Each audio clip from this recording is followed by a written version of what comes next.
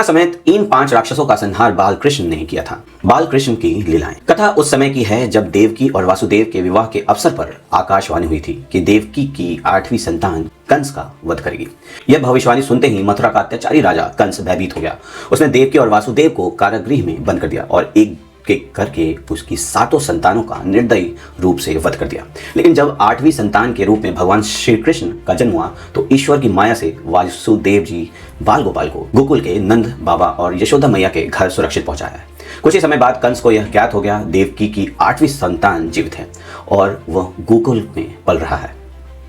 इसके बाद कंस ने एक एक करके कई राक्षसों को बालकृष्ण के वध के लिए भेजा, लेकिन वह यह नहीं जानता था जिस बालक को वह साधारण समझ रहा था वह साक्षात भगवान विष्णु का अवतार थे। सबसे पहले कंस ने भेजा राक्षसी पूतना को। पूतना ने सुंदर स्त्री का रूप धारण किया और विष लगे स्तनों से कृष्ण को मारने का प्रयास किया, लेकिन बालकृष्ण ने स्तनपान करते करते ही उनका प्राण ले लिया। इसके बाद आया तृष्णा व्रत राक्षस।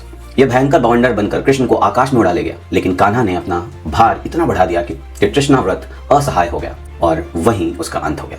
फिर कंस ने भेजा वत्सासुर को, जो बछड़े का स्वरूप धरकर गायों के बीच छिप गया। बालकृष्ण ने उसे पहचान लिया और एक ही झटके में उसका वध कर दिया।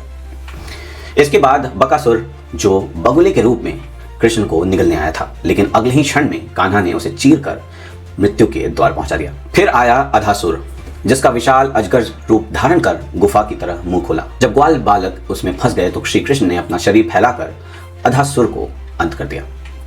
और अंत में आता है यमलार्जुन का उद्धार। जब यशोदा मैया ने कान्हा को उखल से बांध दिया तो उसी उखल को खींचते हुए कृष्ण ने 2 वृक्ष गिरा दिए, जिसे शमचित यक्ष, नलकुवर और मणिग्रीव कैद थे। भगवान ने उसे श्राप से मुक्त कर दिया, मोक्ष प्रदान कर दिया। ये लीलाएं केवल राक्षस वध नहीं बल्कि यह संदेश है कि अधर्म चाहे कितना भी शक्तिशाली क्यों ना हो, ईश्वर की कृपा उसका अंत निश्चित होती है।